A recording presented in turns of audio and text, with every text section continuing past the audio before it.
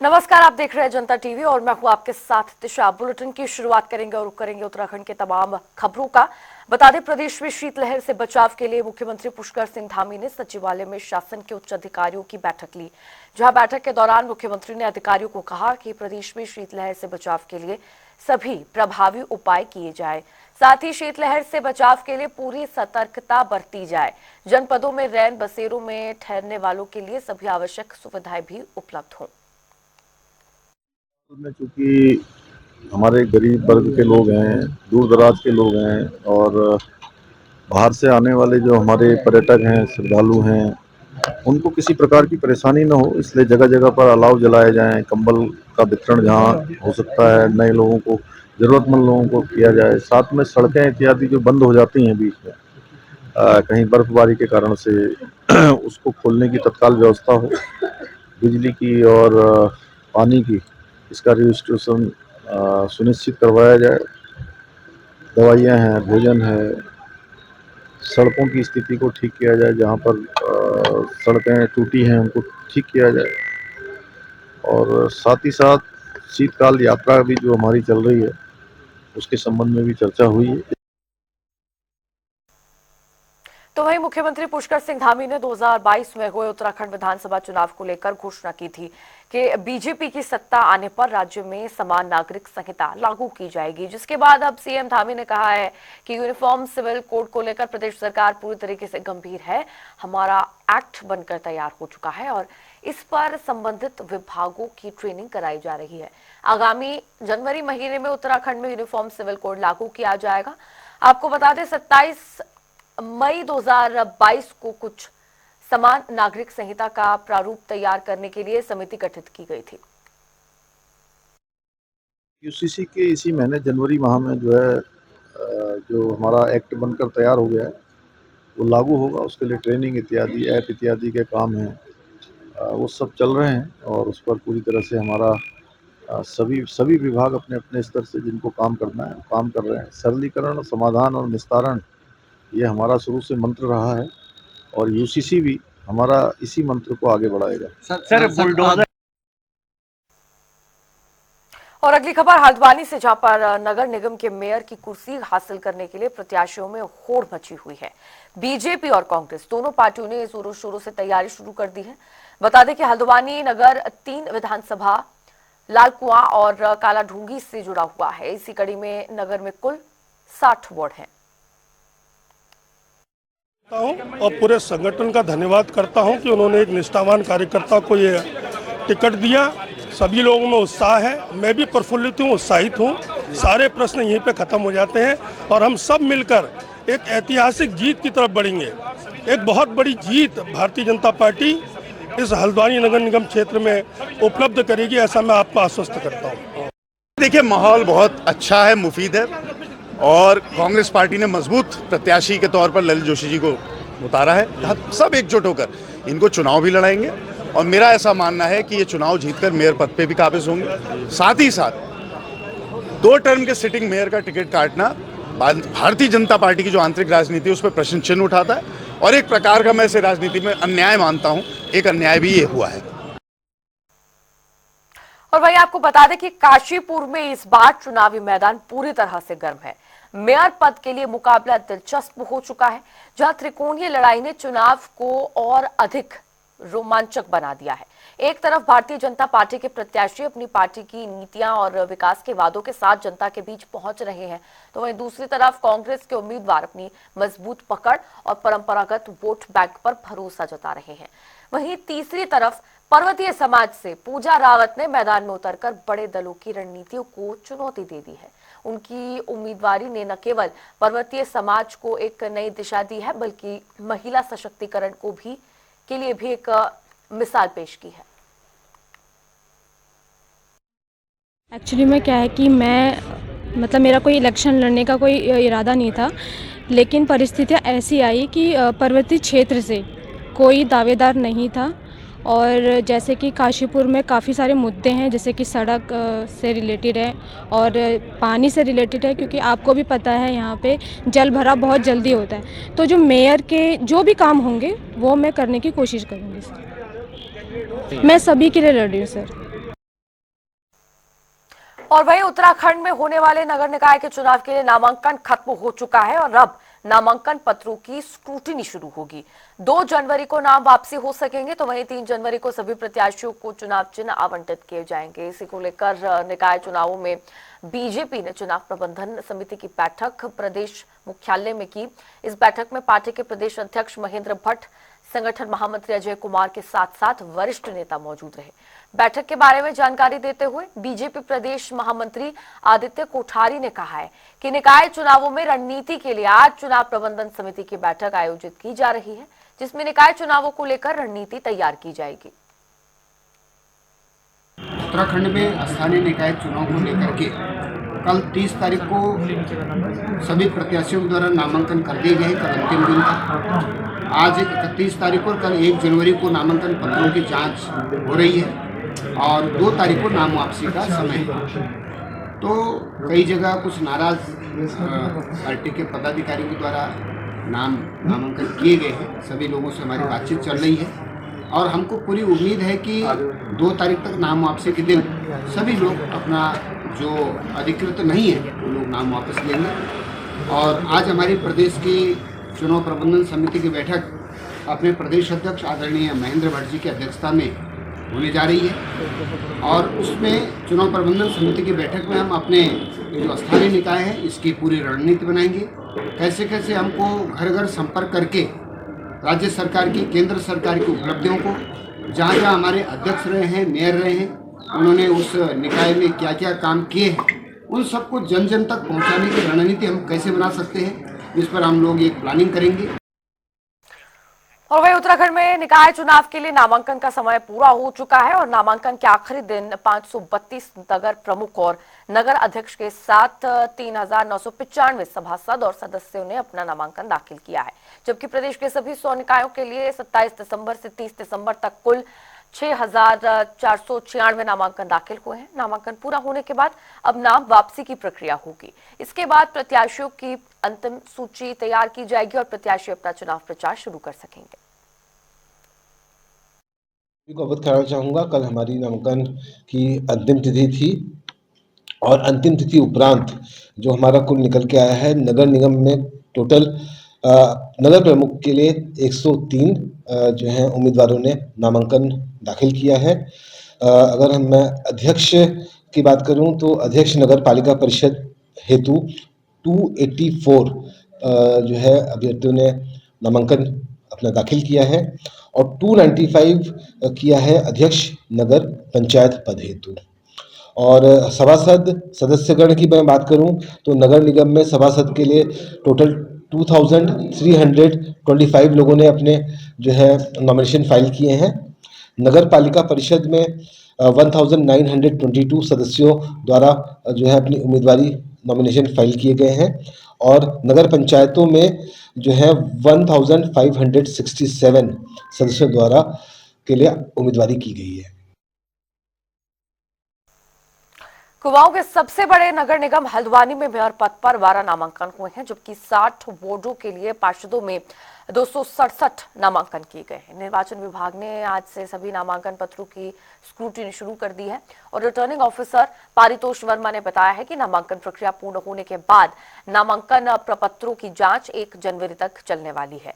2 जनवरी को नाम वापसी का समय है और 3 जनवरी से चुनाव चिन्ह आवंटित होंगे। इसके अलावा हल्द्वानी नगर निगम क्षेत्र में 3 वार्ड ऐसे हैं जिनमें केवल एक ही नामांकन पत्र दाखिल हुआ है। उन प्रत्याशियों का निर्विरोध चुना जाना लगभग तय है। और पूरे संगठन का धन्यवाद करता हूं कि उन्होंने एक निष्ठावान कार्यकर्ता को ये टिकट दिया। सभी लोगों में उत्साह है, मैं भी प्रफुल्लित हूँ, उत्साहित हूँ। सारे प्रश्न यहीं पे खत्म हो जाते हैं और हम सब मिलकर एक ऐतिहासिक जीत की तरफ बढ़ेंगे। एक बहुत बड़ी जीत भारतीय जनता पार्टी इस हल्द्वानी नगर निगम क्षेत्र में उपलब्ध करेगी, ऐसा मैं आपको आश्वस्त करता हूँ। देखिए, माहौल बहुत अच्छा है, मुफीद है और कांग्रेस पार्टी ने मजबूत प्रत्याशी के तौर पर ललित जोशी जी को उतारा है। सब एकजुट होकर इनको चुनाव भी लड़ाएंगे और मेरा ऐसा मानना है कि ये चुनाव जीतकर मेयर पद पे भी काबिज होंगे। साथ ही साथ 2 टर्म के सिटिंग मेयर का टिकट काटना भारतीय जनता पार्टी की जो आंतरिक राजनीति है उस पर प्रश्न चिन्ह उठाता है और एक प्रकार का मैं इसे राजनीति में अन्याय मानता हूँ। एक अन्याय भी ये हुआ है। की थी और कल तक का 267 अभ्यर्थियों ने यहाँ पे अपने फॉर्म जमा कराए हैं और 3 वार्ड हमारे ऐसे हैं जिसमें केवल एक नामांकन पत्र प्राप्त हुआ है। इसमें वार्ड नंबर 42, 44 और 51 है जिसमें केवल एक नामांकन पत्र प्राप्त हुआ है।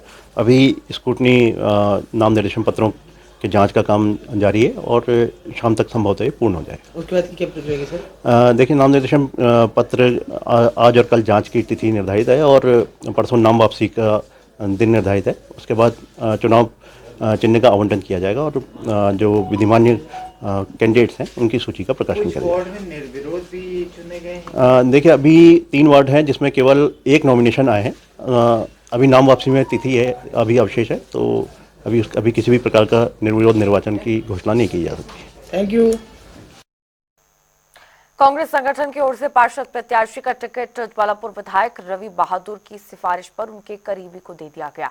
तो वहीं कांग्रेस की ओर से वार्ड नंबर 11 से चुनाव लड़ चुके अनूप कुमार ने नाराजगी जाहिर करते हुए कहा कि वे वहां के समस्त कांग्रेस कार्यकर्ता कांग्रेस के साथ हमेशा खड़े रहते हैं, लेकिन कांग्रेस ने वार्ड नंबर 11 की जनता के साथ सौतेला व्यवहार किया है, इसीलिए वो कांग्रेस से इस्तीफा दे रहे हैं। पिछले 20 सालों से कांग्रेस के पक्के सिपाही, सच्चे सिपाही बनके चले।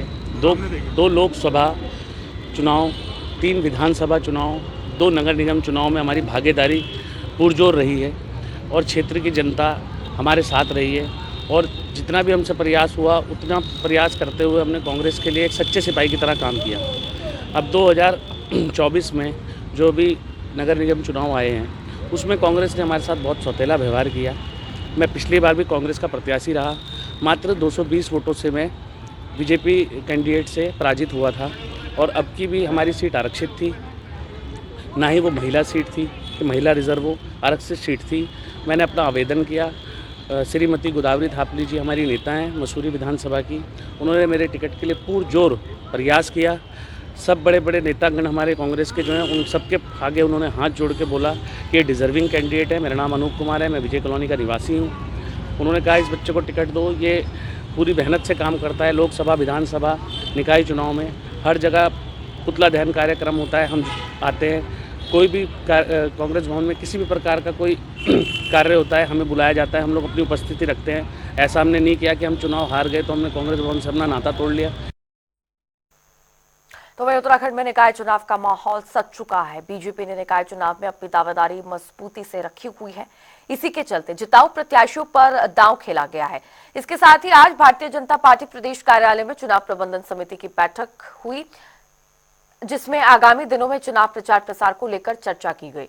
बीजेपी के प्रदेश मीडिया प्रभारी मनवीर सिंह चौहान ने कहा कि हमारी चुनावी प्रबंधन समिति की बैठक हुई जिसमें तमाम पदाधिकारी शामिल हुए। इस बैठक में किन कार्यकर्ताओं और पदाधिकारियों की ड्यूटी कहां पर लगाई जाएगी, इस पर चर्चा की गई। चुनाव को लेकर के भारतीय जनता पार्टी के द्वारा एक प्रदेश स्तर पर चुनाव प्रबंधन समिति का गठन किया गया है और उसी को लेकर के एक महत्वपूर्ण बैठक आज संपन्न हुई और बैठक में निकाय चुनाव को लेकर के बूथ प्रबंधन से लेकर के चुनाव प्रचार सामग्री को लेकर के हर प्रकार का जो चुनाव प्रबंधन होता है उसको लेकर के व्यापक विचार विमर्श बैठक में प्रस्ताव रखे गए और आगामी चुनाव प्रचार को लेकर के, क्योंकि पूरे प्रदेश भर से हमारे प्रदेश के यशस्वी मुख्यमंत्री माननीय पुष्कर सिंह धामी जी की हर निकाय क्षेत्र से उनके प्रचार में आने के लिए डिमांड की गई है। इसको लेकर के भी तय किया गया कि अधिकतर बड़े नगर निगम क्षेत्रों में आदरणीय मुख्यमंत्री के कार्यक्रम को सुनिश्चित किया जाएगा। और वही आपको बता दें, काशीपुर में भी चुनावी रणभूमि सज चुकी है। इस बार मैदान में 8 चुनावी योद्धा उतर चुके हैं जो अपने अपने तरीके से इस लड़ाई को जीतने की कोशिश में जुटे हैं। लेकिन बीजेपी प्रत्याशी दीपक बाली और कांग्रेस के प्रत्याशी संदीप सहगल चर्चा का विषय बन गए हैं।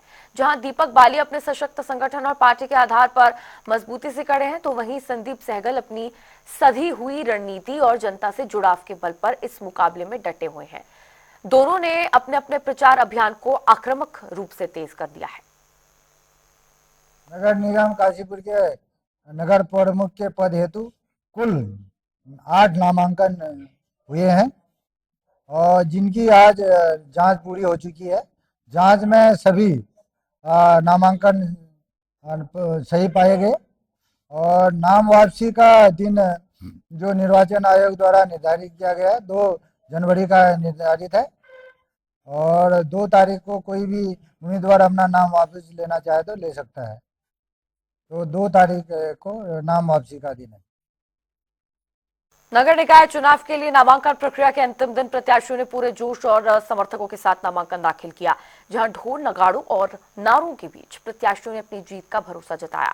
तो वहीं नामांकन स्थल पर सुरक्षा के कड़े इंतजाम किए गए। अब सभी की नजरें चुनाव प्रचार पर है।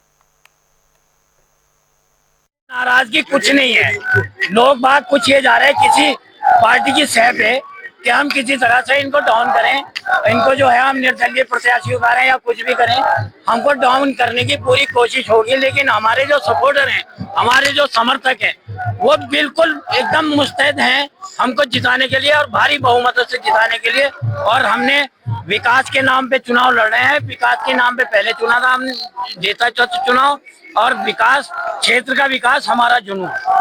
किस वार्ड से हैं? 13 नंबर वार्ड। क्या आप उद्देश्य लेकर पार्टी चुनाव लड़ रही है? हाँ जी, कांग्रेस से।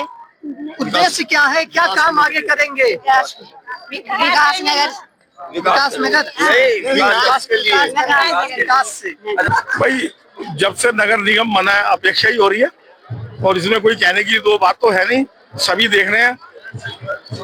और जिस मकसद से हम चुनाव में उतरे हैं मैदान में कि जनता ने आश्वासन दिया है और जनता ने कहा भी है और जनता ने 2024 जो टिहरी लोकसभा लड़ा हूँ उसमें हजारों में वोट भी दिया, तो मैं जनता का आभारी हूँ और जनता इस बार भी साथ देगी, क्योंकि जिस प्रकार से बड़ी बड़ी पार्टियों में टिकटें नहीं मिली। देखिए, मैं मतलब 10 साल में जनता के बीच में ही रही हूँ, तो ऐसा कोई भी वो नहीं है कि मैं ये बोलूँ कि मतलब जनता के बीच में रही, ऐसा कुछ भी नहीं है कि मैं कुछ रीजन लेके निकलूं, क्योंकि सारे कार्य क्षेत्र में हो रहे हैं। जो भी कहा है, जो भी किया है वो हो रहा है, चाहे बच्चों का लेके, चाहे बुजुर्गों के। हमारे यहाँ पार्क अभी जो है वो बनना है, जो कि 18 करोड़ की उसमें लागत है, तो वो अभी चल रहा है काम।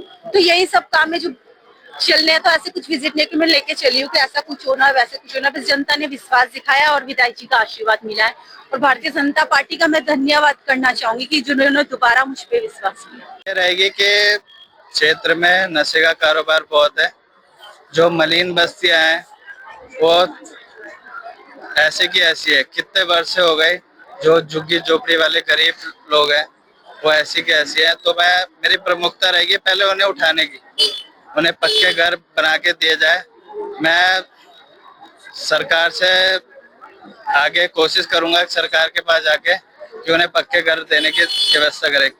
मैं अपने जो मेरे क्षेत्र के पार्षद हैं उनका मनोबल बढ़ाने के लिए आया हूं और भारतीय जनता पार्टी का धन्यवाद करता हूं कि उन्होंने रायपुर में और पूरे महानगर क्षेत्र जो हमारा मेयर का है 100 पार्षद जो उन्होंने चुन के भेजे हैं, सब बहुत मजबूत लोग हैं। भारतीय जनता पार्टी का संगठन हर बूथ तक है और बड़ी मेहनत से हम अपने पार्षद और मेयर को जिताने का काम करेंगे। सबसे पहले तो मैं अपने श्रेष्ठ नेतृत्व का धन्यवाद करती हूँ। उन्होंने जो है समर्पित कार्यकर्ताओं को इस बार टिकट दिया है और जिताऊ कैंडिडेट सारे 100 के 100 जो हमारे कैंडिडेट है वो जिताऊ कैंडिडेट है कि जीत के आए। और सभी जो है इस बार हमारे पिछली बार तो ये होता है क्षेत्र में कि भाई नए कैंडिडेट को देखा जाता है, लेकिन इस बार जनता हमारे काम को देख रही। हमने जो है समर्पित होकर काम किया है पूरी जनता के साथ। 6 साल बल्कि 5 साल तक होता है, लेकिन इस बार 6 साल हो गए। 6 साल से जनता के बीच में है और जनता के साथ लगे रहते कर्मठता से। इसलिए जनता, आज की जनता बहुत स्मार्ट है, बहुत एक्टिव है और आज की जनता देखती है कि कर्मठता से कौन काम करता है, उसी को हमने आगे लाना है। देखिए, आदमी अपना काम करे और काम को देख के चले। पार्टी कोई भी हो अपना टिकट देती है और टिकट को उसको रहकर आदमी ये ना समझे कि मुझे टिकट दे दिया मैं राजा बन गया। पार्षद जो होता है एक जनता का सेवक होता है, परिवार की तरह सदस्य होता है, हर एक घर का सदस्य की तरह काम करता है। तो उसको किसी पार्टी से, किसी भी कार्यकर्ता से, किसी भी अन्य दल से चढ़ने की जरूरत नहीं है।